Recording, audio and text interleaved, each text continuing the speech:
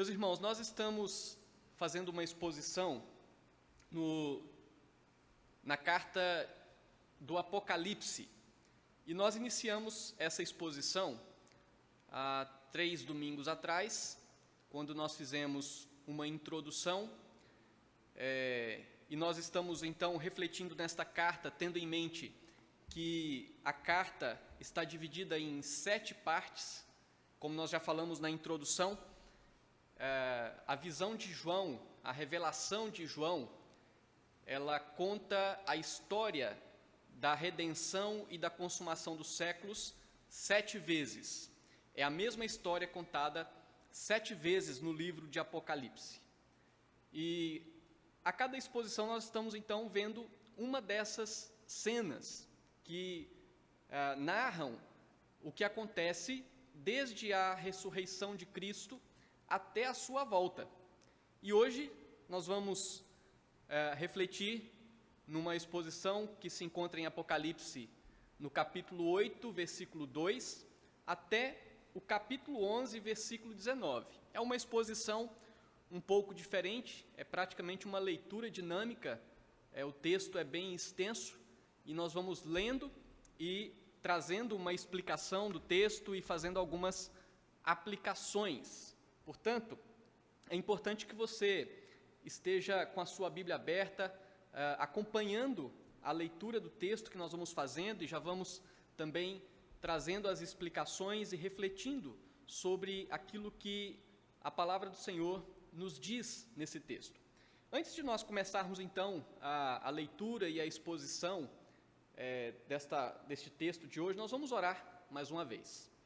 Pai de amor, graças te damos, ó Senhor, nós rendemos louvores a Ti, entregamos tudo a Ti, como nós já cantamos, e queremos que o Senhor tenha o nosso coração, ó Pai, que o Senhor nos ajude a caminharmos na Tua presença segundo a Tua vontade. Pedimos que o Senhor nos dê a instrução da Tua palavra e que a Tua palavra traga consolo, conforto e nos desafie, ó Deus, a vivermos segundo a Tua santa e bendita vontade.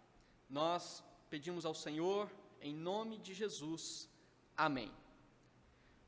Muito bem, então, a título de uma breve introdução, nós apenas queremos recapitular, como nós já falamos, que os acontecimentos retratados aqui no livro do Apocalipse já estão em vigor desde os últimos dias. Então, quando nós falamos em últimos dias, numa perspectiva bíblica, os últimos dias começam desde a ressurreição de Cristo e a sua ascensão. A partir dali, já começam a contar os últimos dias até a volta de Cristo. E o livro do Apocalipse, ele está narrando essa história desde a ressurreição de Cristo até a sua volta. Portanto, muitas coisas relatadas no livro do Apocalipse já aconteceram, estão acontecendo e outras ainda acontecerão.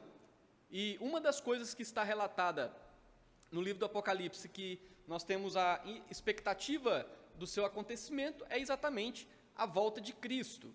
Nós já falamos que a revelação do livro do Apocalipse é composta por 7 cenas, que narram, cada cena, a mesma história, com detalhes diferentes, em perspectivas diferentes. E por isso que a nossa série, a série de pregações no livro do Apocalipse, está sendo chamada de A Consumação dos Séculos em 7 cenas. Então, só para nós recapitularmos aqui, nós vimos no texto do capítulo 1 até o capítulo 3, a respeito das formas como Cristo cuida da sua igreja até a consumação. Esta foi a primeira cena. Ali, a cena termina falando do vencedor, o vencedor que, então, na volta de Cristo, receberá o seu galardão, a sua salvação, a sua coroa. Então, a cena termina com a consumação. Nós vimos no capítulo 4 até o capítulo 8, versículo 1, sobre as garantias que a igreja, de que a igreja é vitoriosa hoje e eternamente. Esta foi a segunda cena. E nesta cena, então, nós vimos o seu término com os salvos, os santos, todos reunidos na presença de Deus, diante do seu trono, com os anjos, cantando louvores, e o silêncio registrado no capítulo 8, versículo 1, diante do julgamento de Deus em relação aos ímpios.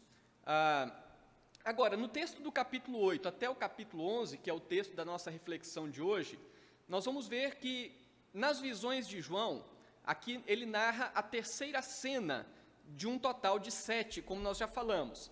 A mesma história narrada nas cenas anteriores será narrada também nesta cena, contudo, abordando alguns outros detalhes. De forma semelhante, esta cena, a terceira cena, narra os acontecimentos que têm início na ressurreição de Cristo e que vão até a consumação dos séculos. Contudo, a ênfase nesta cena está nas ações de Deus contra os ímpios, como oportunidade para que eles se arrependam e como uma forma de mostrar-lhes que Deus está irado contra o pecado e, em última instância, virá a condenação sobre aqueles que se mantêm rebeldes contra Deus. Então, nesta cena, na terceira cena, nós vemos a igreja com as lutas no mundo atingido pelo pecado, um mundo atingido pelos juízos temporais de Deus. Daqui a pouco nós vamos ver quais são esses juízos temporais. Contudo, nós vemos nesta cena a igreja triunfante na consumação e os ímpios julgados e condenados eternamente. Um fato muito importante, uma verdade muito importante que nós precisamos destacar, está registrada no início desse texto, no capítulo 8, e a verdade é que Deus executa os seus juízos temporais, inclusive o juízo final sobre os ímpios, como resposta das orações dos santos. Se você até hoje não valorizou as orações diante de Deus, hoje é uma oportunidade para começar a valorizar, porque o texto nos mostra que Deus executa o seu juízo como resposta de oração dos santos. Se você olhar comigo no capítulo 8, versículo 2, diz aí: então vi os 7 anjos que se acham em pé diante de Deus, e lhes foram dadas 7 trombetas. Aqui é uma preparação para a nova cena que se inicia. Os 7 anjos tomam as suas trombetas. Daqui a pouco vamos falar sobre isso. Mas o fato é que, então, no versículo 3, diz: veio outro anjo e ficou de pé junto ao altar com um incensário de ouro. Nós já falamos em outras exposições que o incensário de ouro era o lugar no tabernáculo antigo onde se queimava incenso, e a fumaça que subia do incenso representava as orações a Deus. E aqui nesta visão de João, ele vê ali um anjo em pé diante do altar, e ali ele apresenta diante de Deus um incenso. Ele queima um incenso, representando sem dúvida a oração dos santos. Lá no capítulo 6, versículos 10 do próprio livro de Apocalipse, relata esta cena e lá diz qual é a oração dos santos. Diz assim: clamaram em grande voz dizendo: até quando, ó soberano Senhor, santo e verdadeiro, não julgas nem vingas o nosso sangue dos que habitam na terra? Esta é a oração dos santos. Até quando, Senhor, que o Senhor não há de julgar aqueles que derramaram os nossos sangues, aqueles que têm perseguido a tua igreja? E aí então o texto no versículo 4 diz: e da mão do anjo subiu à presença de Deus a fumaça do incenso, subiu as orações até Deus, e com as orações dos santos.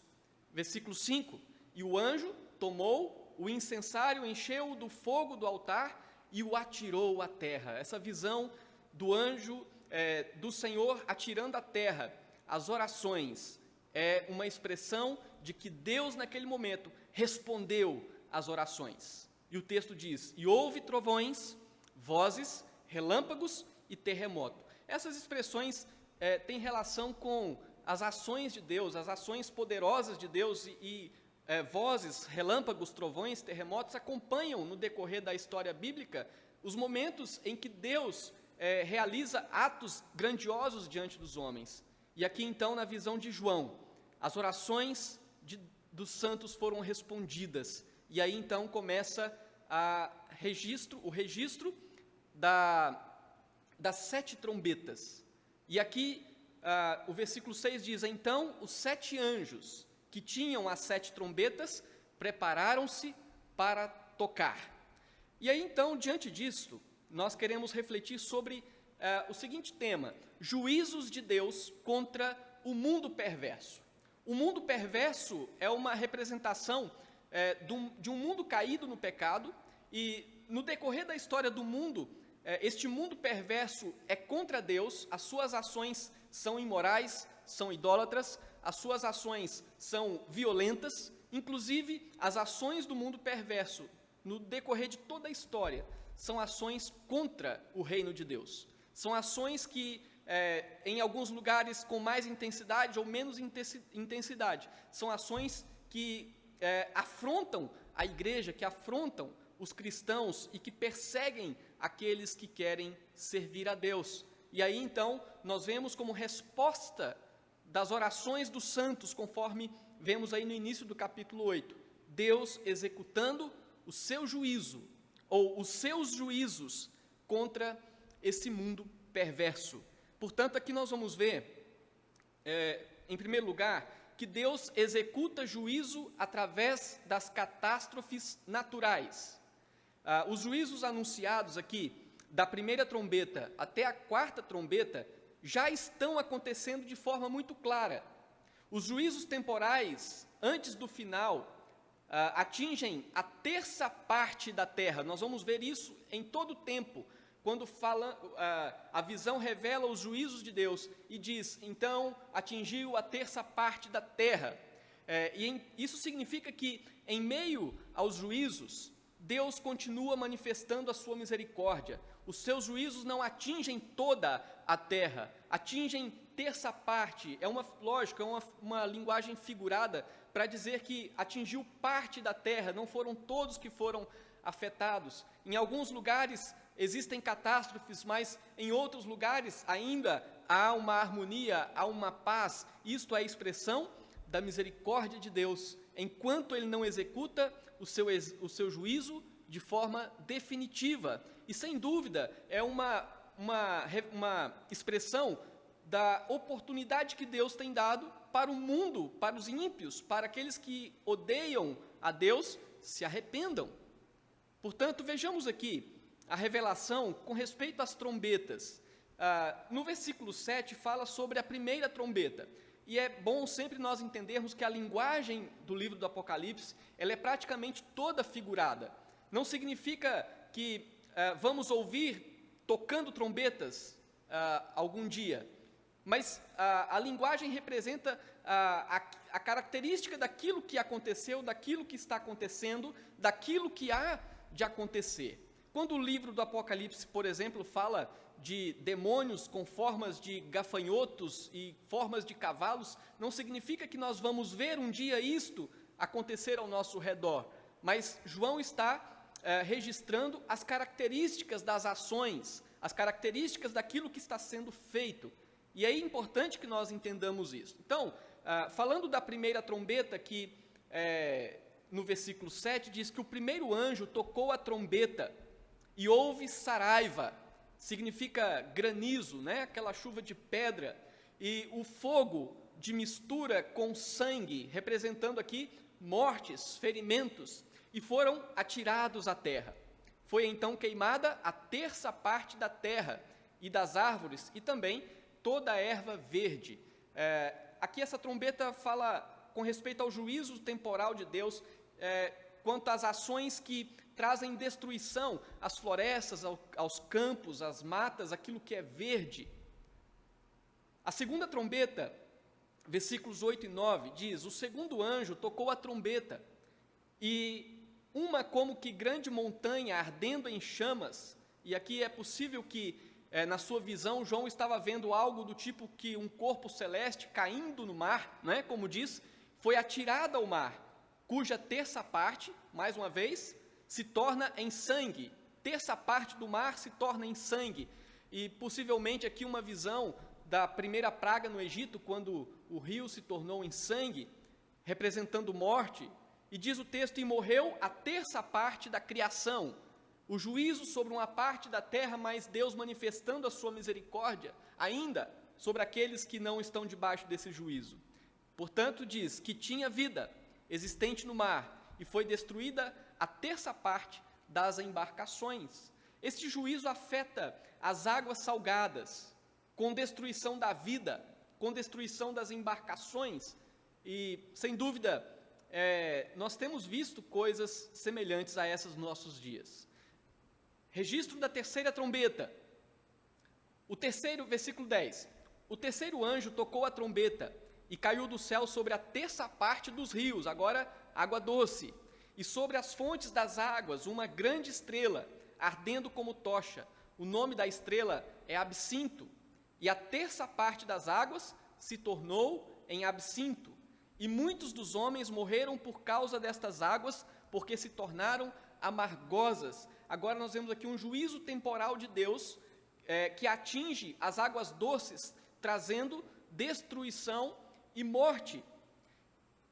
No versículo 12 fala sobre a quarta trombeta. Diz que o quarto anjo tocou a trombeta, e foi ferida a terça parte do sol, da lua, das estrelas, para que a terça parte deles escurecesse, e na sua terça parte, vejam como repete, terça parte, não brilhasse, tanto o dia como também a noite. É importante nós pensarmos quanto a essa questão que fatores como poluição, como queimadas, escondem o brilho do sol, escondem o brilho das estrelas, o brilho da lua. Isso acontece em muitos lugares do mundo. E aí o texto no versículo 13 diz: então vi e ouvi uma águia. Aqui a figura de uma águia, não sei se vocês se lembram, mas na exposição anterior falou sobre 4 seres viventes.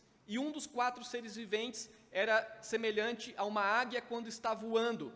E nós falamos que esses seres viventes eram querubins, eram anjos servindo a Deus. E aqui então João diz: então ouvi uma águia que voando pelo meio do céu dizia em grande voz: ai, ai, ai, dos que moram na terra, por causa das restantes vozes da trombeta dos 3 anjos que ainda têm de tocar. Aqui nós temos uma advertência que aponta para um cenário ainda pior do que este que está revelado nestas 4 trombetas. E este cenário, ainda pior, são cenários produzidos pelos juízos que Deus ainda há de trazer sobre a terra. Por isso, aquela águia diz: ai, ai, ai, dos que moram na terra. Então, nós vamos ver que as 3 últimas trombetas são os 3 ais, dos quais esta águia, o anjo, que então trouxe esta mensagem, esta advertência, dizendo que algo pior ainda estaria por vir. É importante nós sabermos, meus irmãos, que muitas pessoas têm a esperança de que a vida nesse mundo há de melhorar. Biblicamente, a vida no mundo há de piorar até que Cristo volte. Lógico que isso não deve trazer pessimismo para nós, aqueles que esperam em Cristo, porque em Cristo, independente da situação, nós estamos seguros nele. Portanto, é importante nós sabermos que, embora haja melhoras em alguns aspectos na vida, mas a vida no mundo, pela perspectiva bíblica, ela há de piorar, os juízos de Deus há de serem intensificados a cada momento. Aqui, para terminar essa primeira parte, que fala sobre os juízos temporais de Deus, nessas 4 trombetas, nós podemos pensar em algumas aplicações importantes. Pensemos nos acontecimentos que o mundo presencia quanto a catástrofes naturais. Por exemplo, queimadas na Amazônia, enchentes nos rios. Estive em Belo Horizonte no começo do ano e lá tem um rio Arrudas, e muitos temporais e o rio enchendo e provocando grandes problemas, tsunamis matando milhares de pessoas, a poluição que ofusca o brilho do sol e da lua e das estrelas. Coisas muito presentes ao nosso redor o tempo todo. Sinal de que as trombetas que foram relatadas até aqui, certamente já foram tocadas, e o juízo de Deus está sendo lançado sobre os ímpios na terra. Segunda questão, estes desajustes são juízos de Deus sobre os ímpios.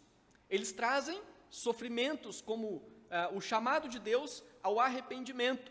Eles apontam para o juízo, para o dia em que a ira de Deus será derramada com uma intensidade total, quando não mais haverá chance de arrependimento. Os juízos temporais de Deus apontam para um juízo definitivo.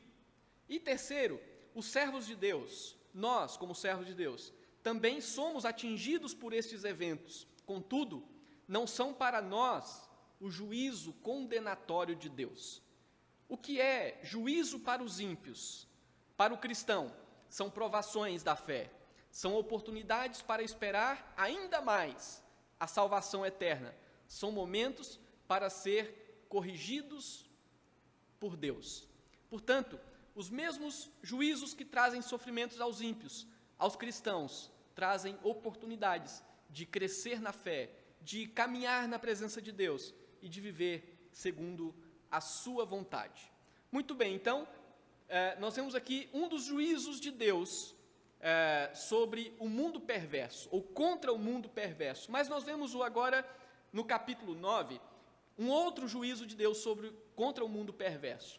Nós vemos aqui que Deus executa juízo através da investida das forças satânicas. Deus executa juízo sobre o mundo perverso através da investida das forças satânicas. O diabo e os seus anjos malignos estão agindo no mundo, contudo, isso está acontecendo de forma limitada no momento, porque Satanás e os seus anjos estão presos. Vamos ver alguns textos daqui a pouco sobre isso. E a visão da quinta e da sexta trombetas descrevem o momento em que Satanás e os seus anjos serão liberados da sua prisão para atacar os ímpios e terão grande poder de destruição. Isso acontecerá pouco antes da volta de Cristo, após a igreja concluir a pregação do Evangelho a todos os eleitos. Contudo, a sua atuação será por pouco tempo. Portanto, agora nós vemos os 3 ais restantes, anunciados pela águia, pelo anjo no céu, e que retratam então este momento em que as forças satânicas atuam de forma intensa contra os ímpios no mundo. Essas trombetas ainda não foram tocadas. Elas vão de ser tocadas quando Cristo estiver quase voltando, quando estiver prestes à volta de Cristo. Então, essas trombetas serão tocadas. E aí então nós vemos a quinta trombeta, o primeiro ai anunciado pelo anjo. Nós vemos lá que no versículo 1 do capítulo 9 diz que o quinto anjo tocou a trombeta e viu uma estrela caída do céu na terra. Na visão, João viu uma estrela caída do céu na terra. Essa estrela caída do céu certamente é uma referência a Satanás, que em algum período foi expulso do céu. E diz o versículo 1 ainda, e foi-lhe dada a chave do poço do abismo. Há uma diferença entre inferno, que a Bíblia traduz da palavra Hades. Este lugar chamado inferno, que é traduzido da palavra Hades, é o lugar onde as almas dos ímpios aguardam o juízo final. E aí existe outra palavra que é traduzida como abismo. Existe diferença entre o Hades e o abismo. E aqui o texto fala sobre o poço do abismo, para onde, do qual Deus entregou a chave para Satanás. O poço do abismo é uma prisão, para onde Satanás e os seus anjos foram mandados após a sua rebelião contra Deus. Alguns textos bíblicos nos ajudam a entender isso. Por exemplo, Lucas, capítulo 8, versículos 31 e 32 diz: rogavam-lhe que não os mandasse sair para o abismo. Ora, andava ali pastando no monte uma grande manada de porcos, rogaram-lhe que lhes permitisse entrar naqueles porcos, e Jesus o permitiu. Quando Jesus expulsa os demônios daquele homem, eles rogam a Jesus: não nos mande para o abismo que certamente é este lugar onde Satanás e os seus anjos estão presos até a volta de Cristo. E 2 Pedro 2,4 diz: ora, se Deus não poupou anjos quando pecaram, antes precipitando-os no inferno, os entregou a abismo de trevas, reservando-os para o juízo. Aqui nesse texto de Pedro, a palavra inferno não é traduzida daquela palavra chamada Hades, mas ela é traduzida de uma outra palavra grega, a palavra tártaro, que significa exatamente isso, o abismo do inferno. Um lugar reservado não para as almas dos ímpios, mas para Satanás e os seus anjos. E em Judas, versículo 6, diz: e a anjos, os que não guardaram o seu estado original, mas abandonaram o seu próprio domicílio, e têm guardado sob trevas, em algemas eternas, para o juízo do grande dia. E mais um texto agora no próprio livro do Apocalipse, no capítulo 20, versículo 1 e 2, diz: então, vi descer do céu um anjo, tinha na mão a chave do abismo e uma grande corrente. Ele segurou o dragão, a antiga serpente, que é o diabo, Satanás, e o prendeu por 1000 anos. Mais na frente nós vamos ver sobre essa questão dos 1000 anos, que é o que nós chamamos de milênio. Mas desde já é importante sabermos que estes 1000 anos, diante dos quais o diabo foi preso, é uma referência aos dias que começaram na ressurreição de Cristo até a volta de Cristo. O milênio é esse período de quando Cristo ressuscitou até a sua volta. E aí então o texto está dizendo que o diabo foi preso por 1000 anos. E ele ficará preso até o fim desse período. E ele será solto pouco tempo antes da volta de Cristo. Então nós vemos aí que a prisão de Satanás e dos seus anjos durante esse período limita a sua ação, embora eles não estejam impedidos totalmente. No momento em que nós estamos vivendo, Satanás está preso, contudo ele ainda está agindo de forma limitada, mas quando ele for solto, ele agirá com total liberdade, e ele agirá para a destruição. Mas nós vamos ver no texto algo que consola o coração da igreja, porque ele agirá para a destruição não dos cristãos, mas ele agirá para a destruição dos ímpios. Ele agirá para a destruição daqueles que rejeitam a Deus. E aí nós vemos que Deus é o dono da chave do abismo, porque ele a entregou a Satanás, ele permite abrir a sua prisão no tempo estabelecido. Capítulo 9, versículo 2 diz que ela, a chave no caso, abriu o poço do abismo e subiu fumaça do poço como fumaça de grande fornalha, e com a fumaceira saída do poço escureceu-se o sol e o ar. Agora João já está vendo esse momento lá na frente, próximo da volta de Cristo, em que Satanás, tendo sido permitido por Deus, abre a porta desse abismo, e aí então de lá sai fumaça da grande fornalha, e isso escurece o sol e o ar. Quando permitido, Satanás abre o poço, e os efeitos maléficos de todo o mal afeta a vida na terra e toda a criação de Deus. Nós vemos aí que, então, Satanás será solto da sua prisão pouco tempo antes do fim. Um outro texto que nos dá base para isso é Apocalipse capítulo 20, versículos 8 e 9, que diz: quando, porém, se completarem os 1000 anos, ou esse período da ressurreição até a volta de Cristo, Satanás será solto da sua prisão e sairá a seduzir as nações que há nos 4 cantos da terra.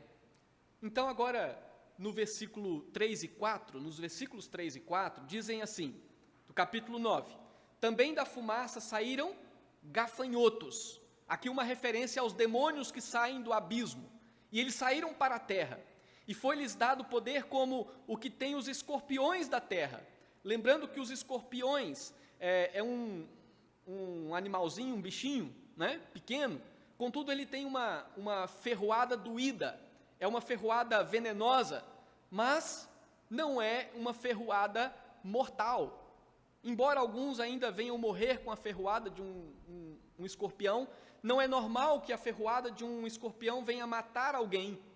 Mas aí está dizendo que quando Satanás for solto, virão os seus demônios e causarão dano à terra, porque eles serão como escorpiões. E diz o texto: e foi-lhes dito que não causassem dano à erva da terra, nem a qualquer coisa verde, nem a árvore alguma, e tão somente aos homens que não têm o selo de Deus sobre a fronte.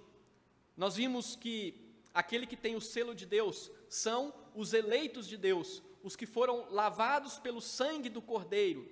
Quem assistiu à escola dominical hoje pela manhã vai se lembrar da explicação que o seminarista Divan fez sobre aquele que é selado pelo Espírito Santo. Aquele que tem o selo de Deus na fronte, uma linguagem figurada, é aquele que foi eleito por Deus e que foi lavado pelo sangue do Cordeiro. E aí então, diz o texto que estes demônios não atingirão os que têm o selo de Deus. No capítulo 7, versículo 3 do livro do Apocalipse, diz assim: não danifiqueis nem a terra, nem o mar, nem as árvores, até selarmos na fronte os servos de Deus. Em exposições para frente, nós vamos ver que os ímpios são marcados com o selo da besta. Ou seja, enquanto os servos de Deus são selados com a marca de Deus, os ímpios são selados e marcados com o selo da besta, o selo do anticristo, o selo de Satanás. Então nós vemos que, embora os cristãos sejam oprimidos por Satanás, os ímpios são atacados por ele de uma forma muito mais direta, muito mais intensa. Os ímpios são seus filhos, os ímpios são seus servos, eles andam nos seus caminhos e colhem as mais terríveis consequências. Diz o texto no versículo 5, foi-lhes também dado, não que os matassem, e sim que os atormentassem. Vejam que a ordem nesse momento da quinta trombeta é que Satanás e os seus anjos venham à terra com toda a liberdade para atormentarem os ímpios.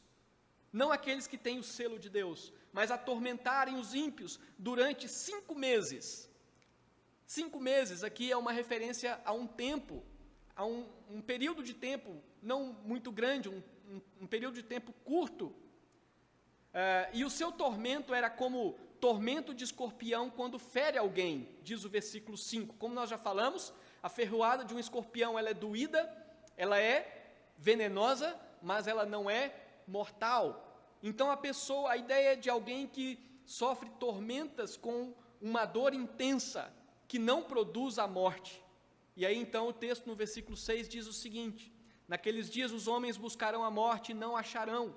Também terão ardente desejo de morrer, mas a morte fugirá deles. Ou seja, o sofrimento físico, o sofrimento mental provocado pelos demônios na vida dos ímpios os faz desejar a morte, mas ela não vem.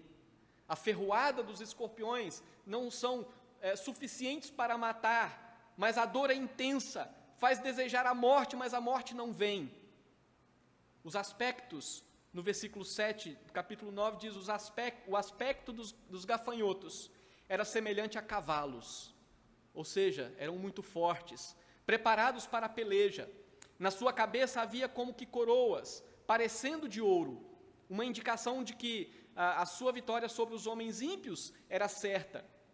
E o seu rosto era como o rosto de homem, aqui uma indicação da inteligência destes seres. No versículo 8 diz, ainda descrevendo esses demônios, que são caracterizados como gafanhotos, tinham também cabelos, como cabelos de mulher. Aqui a expressão de algo encantador, porém os seus dentes como dentes de leão, ou seja, uma ferocidade destruidora. Versículo 9, tinham couraças como couraças de ferro, como soldados na guerra. O barulho que as suas asas faziam eram como o barulho de carros de muitos cavalos quando correm a peleja. Aqui nós podemos imaginar o som aterrorizador de um grande exército que avança para destruir. É esta a visão que João está tendo.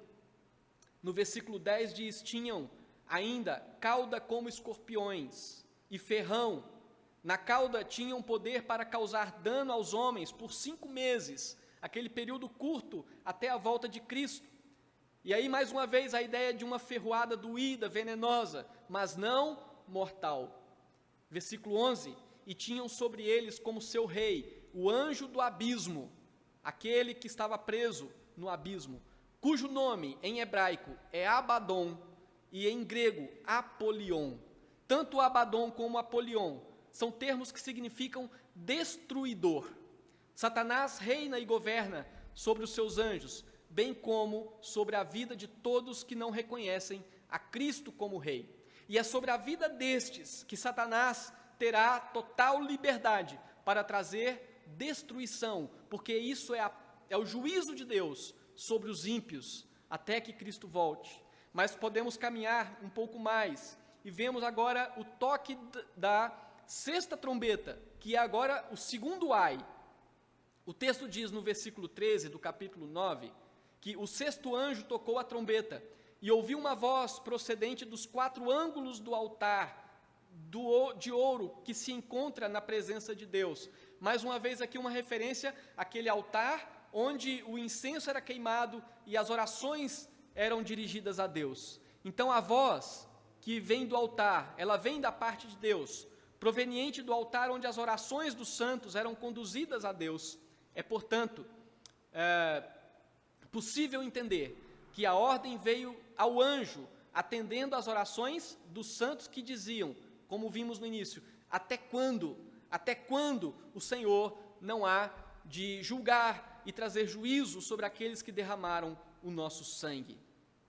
E aí no versículo 14 diz: dizendo ao sexto anjo, o mesmo que tem a trombeta, solta os 4 anjos que se encontram atados junto ao grande rio Eufrates. Mais uma vez, a ordem vem de Deus, a ordem de que os demônios provoquem destruição, é uma ordem que vem de Deus. Esse é um juízo que vem de Deus, não é uma ação espontânea que parte da vontade de Satanás e dos seus anjos, mas é uma ordem que vem do próprio Deus. E aqui então o texto faz referência a 4 anjos, anjos malignos, que trariam ações destruidoras. Aqui refere-se ao rio Eufrates. O rio Eufrates fica ao norte de Jerusalém. E dessa região, pensando um pouco na história, vieram os inimigos ferozes que destruíram Jerusalém e levaram o povo cativo para a Babilônia. Agora, a figura do Eufrates é usada para retratar a fúria dos anjos malignos que, sendo soltos, provocarão grande destruição. E aí no versículo 15 diz: foram então soltos os 4 anjos que se achavam preparados para a hora, o dia, o mês e o ano, para que matassem a terça parte. E aí nós vemos que, embora haja essa grande destruição, Deus ainda manifesta a sua misericórdia, porque não chegou o fim. Então, a ordem é para que matem a terça parte dos homens. E aí, uma referência à vontade soberana de Deus. Este dia tem a hora, o dia, o mês e o ano marcado. Deus tem esse dia marcado, e ele acontecerá segundo a sua vontade. O número dos exércitos, versículo 16, da cavalaria dos demônios, era de 20.000 vezes 10 milhares. Eu ouvi o seu número. O exército, ele é incontável. Foi solto por Deus para executar juízo sobre a terra. No versículo 17 diz assim: assim nesta visão contemplei que os cavalos e os seus cavaleiros tinham couraças cor de fogo, de jacinto, que é azul, e de enxofre. A cabeça dos cavalos era como cabeça de leão, mais uma vez indicando a sua ferocidade, a sua destruição. E sua boca saía fogo, fumaça e enxofre. No versículo 18 diz: por meio destes 3 flagelos, a saber, o fogo, a fumaça e o enxofre, que saíam da sua boca, da boca dos cavalos ali, é uma visão dos demônios, foi morta a terça parte dos homens. Esses elementos, fogo, fumaça e enxofre, descrevem devastação pela guerra. É a ideia de uma guerra acontecendo, e aí então terça parte dos homens é morta. Lembrando que na visão anterior, na quinta trombeta, Deus deu a ordem que não matassem os homens, mas agora a intensidade do juízo aumenta, de maneira que Deus agora diz, olha, podem matar a terça parte dos homens da terra. Se você olhar no versículo 19, diz, pois a força dos cavalos estava na sua boca e na sua cauda, porquanto a sua cauda se parecia com serpentes. E tinha cabeça, e com ela causavam dano. Os outros homens, aqueles que não foram mortos por esses flagelos, não se arrependeram das obras das suas mãos, deixando de adorar os demônios ou os ídolos de ouro, de prata, de cobre, de pedra, de pau, que nem podem ver, nem ouvir, nem andar. É interessante que o arrependimento não vem pelo sofrimento, não vem por nada destas questões, mas o arrependimento só acontece pela obra redentora de Deus no coração do homem. O texto está dizendo que os homens foram afetados, ou serão afetados, de forma mortal, mas eles não se arrependeram. No versículo 21, diz, nem ainda se arrependeram dos seus assassínios, nem das suas feitiçarias, nem da sua prostituição, nem dos seus furtos. O fato, meus queridos irmãos, é que os ímpios que não morrerem, não se deixarem quebrantar pelo seu arrependimento, sofrerão a morte eterna. Ao invés de rejeitarem os demônios que lhes trouxeram destruição e morte, eles odiaram mais ainda a Deus e continuaram a adorar os seus deuses, e não se arrependeram das suas obras más. Aqui algumas aplicações para nós pensarmos um pouco.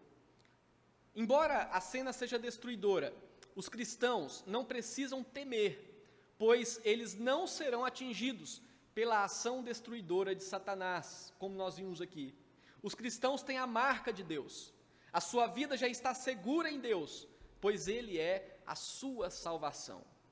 Segundo, todos os ímpios que ouvem esta mensagem precisam saber que só uma possibilidade existe para que não sejam atingidos por esse juízo de Deus. E a possibilidade, a única que existe, é crer em Jesus como seu único e suficiente Salvador. E uma terceira aplicação, caso não se arrependam de seus pecados e creiam em Jesus, todos os ímpios serão atingidos pela ação destruidora de Satanás e dos seus anjos malignos, conforme descrito neste juízo que está revelado na visão que Deus deu a João. Muito bem, caminhando um pouco mais, aqui nós temos um parêntese sobre essa questão dos juízos que Deus derrama sobre a terra. E o parêntese está do capítulo 10 até o capítulo 11, versículo 14. E nós vemos aqui que a palavra do Senhor revela que Deus não atinge os cristãos com os juízos temporais. Como já foi visto, Deus ordenou que apenas aqueles que não têm a marca de Deus sejam atingidos. E agora nós vemos isso muito claro no capítulo 10 até o capítulo 11, versículo 14. Nessa parte, a visão de João retrata a vida dos cristãos enquanto Deus executa juízos contra os ímpios.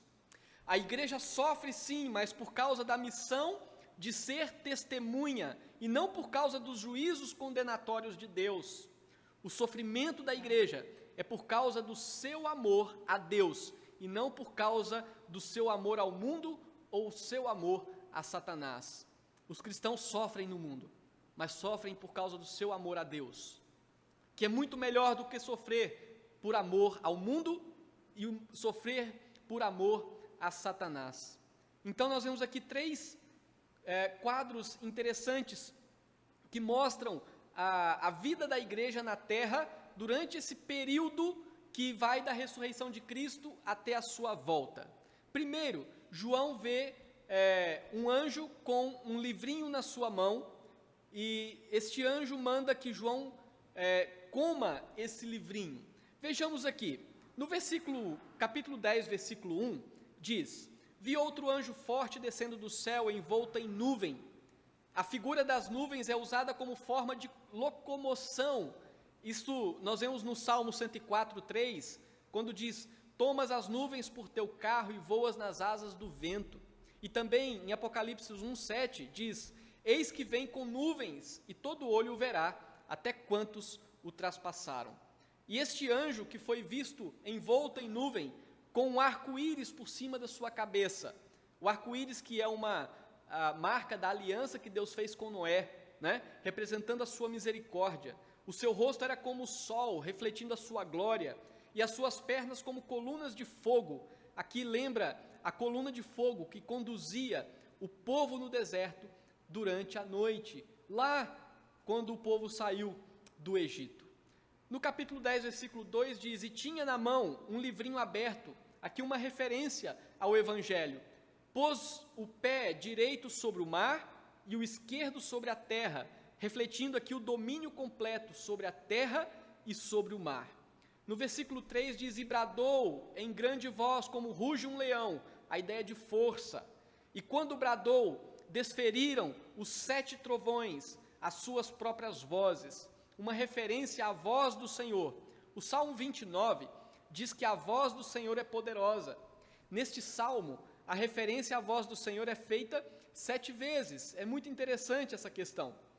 No versículo 4, diz que logo que falaram os 7 trovões, eu ia escrever, João dizendo, mas ouvi uma voz do céu dizendo: guarda em segredo as coisas que os 7 trovões falaram, e não as escrevas. O que a voz do Senhor falou, logicamente, João não registrou, então nós não sabemos. É segredo, Deus não revelou, e certamente Ele pode revelar no fim de todas as coisas.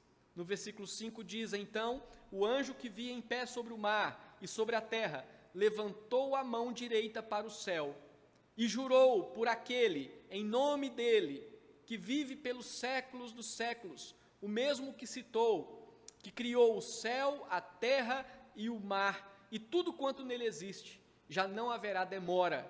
O tempo é do arrependimento, o tempo desse arrependimento é curto, não vai demorar.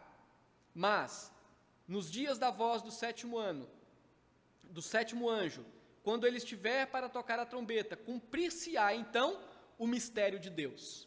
Como diz aí, quando tocar a 7ª trombeta, cumprir-se-á o mistério de Deus. Na consumação de tudo, o que Deus anunciou pelos seus profetas, terá sido então concretizado ou cumprida todas as promessas de Deus. Se você olhar no versículo 8, diz: a voz que ouvi, vinda do céu, que é a voz de Cristo, estava de novo falando comigo, dizendo: vai e toma o livro que se acha aberto na mão do anjo, em pé sobre o mar e sobre a terra. Fui, pois, ao anjo, dizendo-lhe que me desse o livrinho. Ele então me falou: toma-o e devora-o. Certamente ele será amargo no seu estômago, mas na sua boca doce como mel. Versículo 9. Agora, interessante, no versículo 10, diz: tomei o livrinho da mão do anjo e o devorei, e a minha boca era doce como mel. Quando, porém, o comi, o estômago ficou amargo. De forma figurada, a mensagem aqui é que a palavra de Deus é doce ao paladar. O próprio Salmo 19 diz: são mais doces do que o mel e o destilar dos favos. Mas essa palavra tem efeitos amargos, porque ela revela os nossos pecados. Esta palavra produz perseguições. O mundo odeia a igreja por causa desta palavra. Por isso, ao comer, ela é doce na boca, mas no estômago ela é amarga. Então, versículo 11, me disseram as vozes do céu: é necessário que ainda profetizes a respeito de muitos povos, nações, línguas e reis. Antes que venha o fim, o evangelho precisa ser anunciado ao mundo, dando oportunidade ao arrependimento. Então, aqui nesta parte, a visão mostra a responsabilidade da igreja em cumprir a missão de anunciar o evangelho, de pregar este evangelho, que é representado por este livrinho que foi dado pelo anjo e que João comeu, e era doce no paladar, mas amargo no estômago. Agora, outra visão que tem aqui, que representa ainda a forma como a igreja vive no mundo e a missão que ela tem, está no capítulo 11, versículo 1. E aqui nessa visão, João vê o santuário de Deus. O santuário é semelhante ao tabernáculo construído por Moisés. Ele é composto pela parte coberta, onde só entravam os sacerdotes, e o átrio exterior, onde o povo tinha acesso. E aí o versículo 1 diz assim: foi-me dado um caniço semelhante a uma vara, um instrumento para fazer medida. E também foi-me dito: dispõe-te e mede o santuário de Deus, o seu altar e os que nele adoram. Aqui uma ordem para medir a parte coberta do tabernáculo. A ordem de medir significa delimitar um espaço. E esta delimitação tem o propósito de proteger o santuário, de proteger o altar e proteger os santos que nele adoram. O que foi delimitado não pode ser invadido pelos inimigos de Deus, demonstrando que Deus está protegendo o seu povo. No versículo 2 diz assim: mas deixa de parte o átrio exterior do santuário, e não o meças, porque foi ele dado aos gentios, os ímpios. Estes por 42 meses calcarão aos pés da cidade santa. Deus separa os regenerados e os guarda em sua presença, mas deixa de fora os ímpios, os que não se arrependeram dos seus pecados. Aqui, 42 meses é uma referência a um tempo completo, um tempo não literal, que compreende o período, mais uma vez, da ascensão de Cristo até a sua volta. E João está vendo que durante esses 42 meses, durante esse milênio, durante esse período, a cidade de Deus, que aqui representa os servos, os santos, será pisada pelos ímpios, será perseguida, será injustiçada pelos ímpios, é o que diz aqui nesta visão. Agora, no capítulo 11, do versículo 3 até o versículo 14, tem uma outra visão, que é a visão das duas testemunhas. Estas duas testemunhas representam a igreja durante esse período dos 42 meses. E aqui, nessa parte do texto, fala que estas duas testemunhas foram perseguidas e foram mortas pelo anticristo. Nós não vamos fazer a leitura porque o tempo já está passando, mas a ideia, você pode ler, você vai ver que o texto diz que as duas testemunhas foram mortas, uma referência à igreja, que num período antes da volta de Cristo, sofrerá uma perseguição tão intensa, que ela será tida como morta. O seu cadáver será jogado na praça, numa visão, numa ideia de desprezo à igreja. E o texto diz então que o ímpio, os homens, se alegrarão com esta visão. Eles então se alegrarão como quem diz: olha, nós vencemos esta igreja, nós vencemos estes que falaram contra nós, que falavam contra o nosso pecado. Contudo, se você for lá no capítulo 11, no versículo 12, diz assim: e as duas testemunhas ouviram grande voz vinda do céu, dizendo: subi para aqui. E subiram ao céu numa nuvem, e os seus inimigos as contemplaram. Aqui uma referência ao arrebatamento dos santos, uma vitória concretizada à vista dos inimigos. Quando o mundo achar, vencemos a igreja então será ressurreta, os santos ressuscitarão e serão arrebatados à presença de Deus, e os ímpios verão todas estas coisas. E aí o texto, no versículo 13, diz assim: naquela hora, após a ressurreição, houve grande terremoto, e ruiu a 10ª parte da cidade, e morreram nesse terremoto 7.000 pessoas, uma multidão. ao passo que as outras ficaram sobremodo aterrorizadas e deram glória ao Deus do céu. A ideia é que quando quando os servos de Deus forem ressuscitados e forem arrebatados, quando o mundo tiver pensado que venceu a igreja, agora eles veem a cena da igreja dos servos de Deus ressuscitando e sendo arrebatados aos céus, e eles olham e veem Cristo voltando, e eles ficam então agora maravilhados com aquilo que está acontecendo, só que agora não há mais chance para o arrependimento. E aí o texto no versículo 14 termina dizendo: passou o segundo ai, eis que sem demora vem o terceiro ai. Como a igreja, nós temos uma missão no mundo, anunciar o Evangelho. Como igreja, nós temos um privilégio no mundo, sermos perseguidos por causa do Evangelho. E como igreja, nós temos uma alegria no mundo, sermos protegidos da condenação através do Evangelho. É isto que nós vemos aqui, nesse parêntese que foi feito, que mostra que a igreja, embora o mundo esteja caindo e sendo destruído pelos juízos de Deus, a igreja está protegida. E mesmo quando o mundo, no fim de tudo, achar que a igreja foi morta, o mundo presenciará a ressurreição dos servos de Deus subindo aos céus, e então ficarão todos atônitos, sem poder entender talvez muitas coisas. E aí então o texto termina com a sétima trombeta, e é o terceiro ai. Do capítulo 11, do versículo 15 ao versículo 19. No versículo 15 diz assim: o sétimo anjo tocou a trombeta, e houve no céu grandes vozes, dizendo, e aqui as grandes vozes são as vozes dos anjos, dos santos redimidos, dos salvos, dizendo: o reino do mundo se tornou do nosso Senhor e do seu Cristo, e ele reinará pelos séculos dos séculos. Aqui uma celebração da vitória concretizada.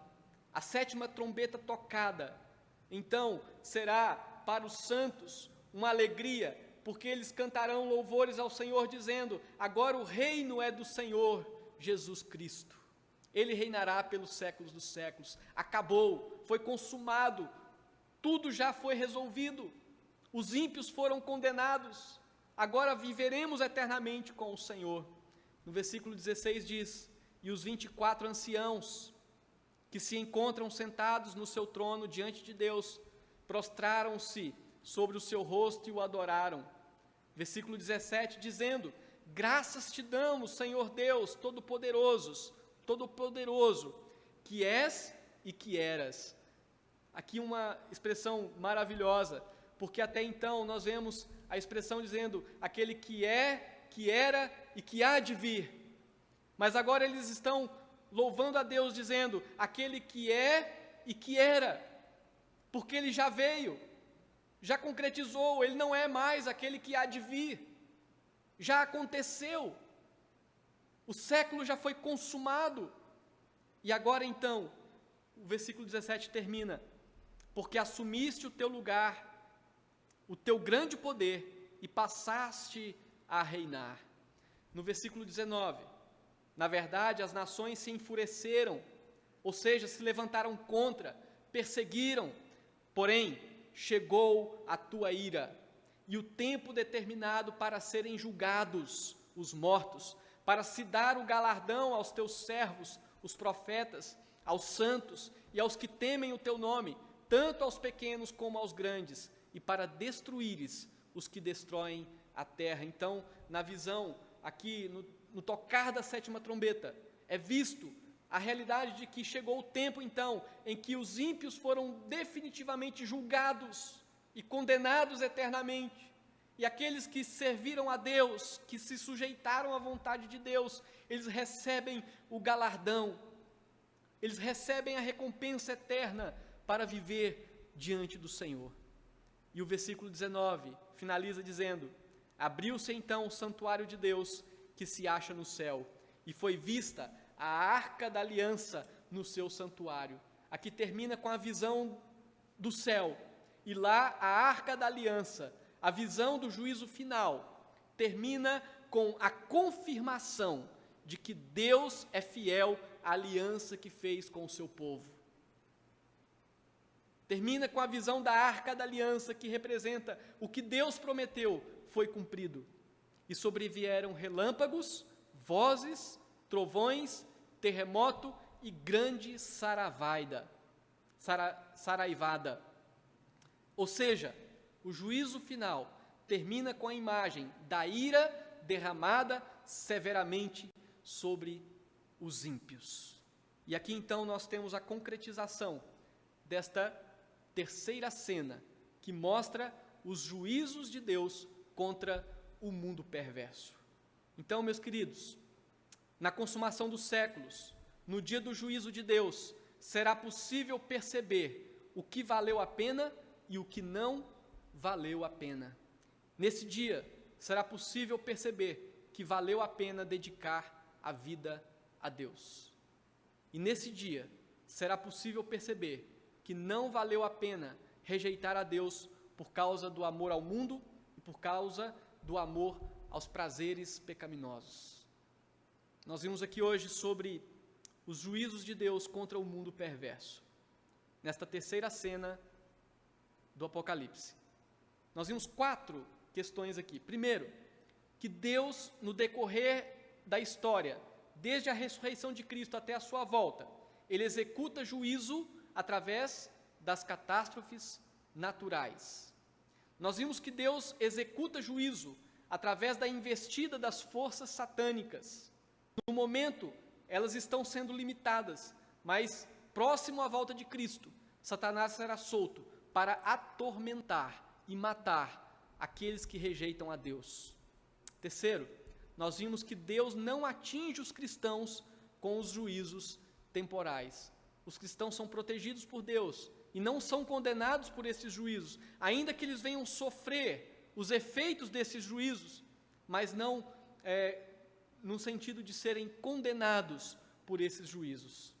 E nós vimos, em quarto lugar, que Deus executa o juízo final na consumação dos séculos, quando a 7ª trombeta é tocada. E aí então, os salvos são recolhidos para a presença do Senhor eternamente, e os ímpios são condenados eternamente para viverem longe da graça e da misericórdia de Deus. Portanto, que Deus nos abençoe. Se nós temos vivido na presença de Deus, é motivo de alegria saber que estamos sendo conduzidos por Ele para essa eternidade juntamente com Ele.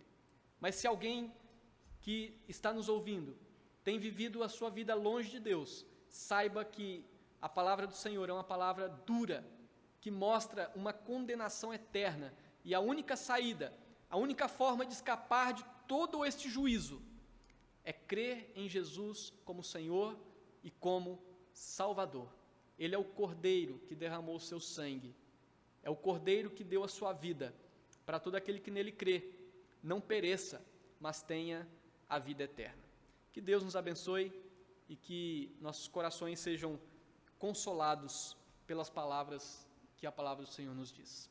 Amém.